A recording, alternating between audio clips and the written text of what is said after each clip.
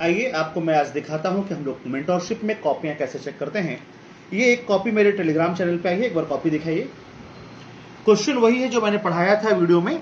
Highlight the differences in the approach of Subhash Chandra Bose and Mahatma Gandhi. Introduction. देखिए इस बच्चे ने क्या किया यहाँ पे, वेरी इंपॉर्टेंट की leader of Indian struggle for freedom. इतना लंबा इसको देखो, होता क्या है कई बार आप लोग क्या करते हैं कि इस तरह के शब्दों से स्पेस को फिल करते हैं। अब जब आप ऐसे शब्दों को ज्यादा हाइपरबोलिक शब्द इस्तेमाल करके स्पेस फिल करेंगे तो ऐसा लगेगा जैसे आपके पास कंटेंट कम है और आप सिर्फ कहानीबाजी कर रहे हैं। मेंस में कहानीबाजी नहीं करना है, सीधा लिखना था कि both are significant leader of freedom struggle, यानी बोथ आर या Gandhi and Subhash both are significant leader एक लाइन में हो जाता। इस पे बच्चे ने 3 लाइन लगाया है, ये ठीक नहीं है। ठीक है, मतलब बुरा नहीं है लेकिन अच्छा नहीं है, हम इसे अच्छा नहीं मानते। ठीक है, चलिए आगे है। Goal to attain the independence, both have same goal. ठीक है, फ्रॉम ब्रिटिशर्स, जरूरत ही नहीं थी। इंडिपेंडेंस ग्रहण करने का मतलब है कि अंग्रेजों से ग्रहण करना है।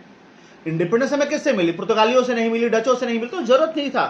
बिना इस्तेमाल के एक भी शब्द, बिना रिलेवेंसी के एक भी शब्द मत पुट कीजिए, उसका नेगेटिव इंपैक्ट पड़ता है।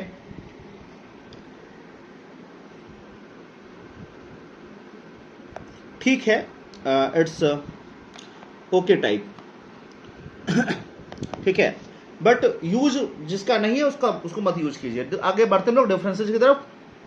इसमें देखिए डिफरेंसेस लिखे हैं। Gandhi ji was a believer of अहिंसा and Satyagraha, but Subhash Chandra Bose believe that Gandhi G strategy based on non violence. ठीक है, देखिए कई बार ना कुछ चीजों को अंडरलाइन करना जरूरी है, जैसे नॉन वॉयलेंस यहां पर अंडरलाइन कर देना था।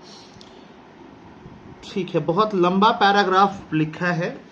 इस बच्चे की एक ही खराब आदत है कि ये बच्चा ना छोटी छोटी बातों को लंबे पैराग्राफ्स में लिख रहा है। इसको और कंसाइज लिखना सीखना होगा। ठीक है,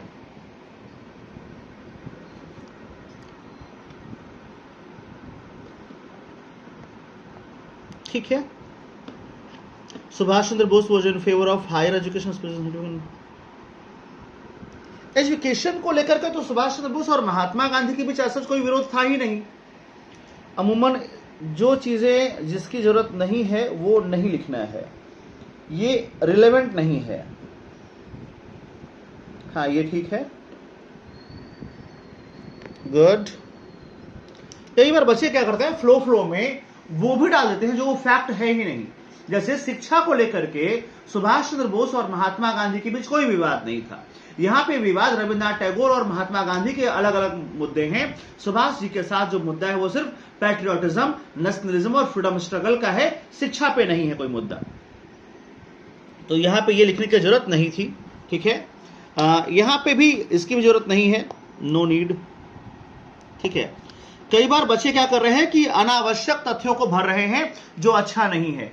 बिल्कुल रिलेवेंसी की बात कीजिए, जो उस क्वेश्चन से कंसर्न नहीं है उसे किसी कीमत पर मत लिखिए, वरना सिर्फ एक ही आइडिया लगेगा जो मुझे आपकी पहली लाइन पढ़ के लग गया था कि आप कहानीबाजी कर रहे हैं या आप जरूरत से ज्यादा चीजों को उसे पुट कर रहे हैं जिसकी कोई आवश्यकता नहीं है। हाँ ये ठीक है, आर्मी की बात करते हैं। ये both are great and respected, admire to each other. ठीक है, हाँ ठीक है। नेताजी ने कहा था गांधी को द फादर ऑफ नेशन, बहुत बढ़िया, ये अंडरलाइन कर देना था। गांधी जी ने प्रिंस अमंग द पैट्रियट्स कहा है, वेरी गुड, बहुत बढ़िया। ठीक है, इट्स गुड अटेम्प्ट, अच्छा लिखा है। बहुत समस्या नहीं है, लिखते लिखते समझ में आता है कि क्या लिखना है और क्या छोड़ना है। सबसे बड़ी चीज है आंसर राइटिंग में कि आपको यह सीखना होगा कि क्या नहीं लिखना है, जो नहीं पूछा नहीं लिखना है, इररिलेवेंट चीज नहीं लिखना है, कहानीबाजी नहीं करनी है, टू द पॉइंट लिखिए, जो चीज रिलेवेंट है उसको ही लिखिए। प्लस इस पूरे आंसर में इस बच्चे ने कोई डायग्राम नहीं बनाया, एक डायग्राम की जरूरत थी, तो नीड इंप्रूवमेंट इन प्रेजेंटेशन। और मुझे याद है इस बच्चे ने, देखिए आप मेन बॉडी को इंट्रोडक्शन से कनेक्ट नहीं किया था। यहां पे फ्लो लैक है, यहां पे फ्लो नहीं है, यहां तक पढ़ा, यहां एक पूरा गड्ढा है, ये पूरा गैप है, यहां से एक ब्रिज बनाना था, कनेक्टर को ऐड करना था, तो प्रेजेंटेशन एंड फ्लो टूटा है, तो आपको फ्लो बनाना पड़ेगा, बाकी सब ठीक है। तो ये आपने देखा है हम लोग कॉपी कैसे चेक करते हैं मेंटरशिप में। फिर मिलेंगे अगली कॉपी के साथ, धन्यवाद।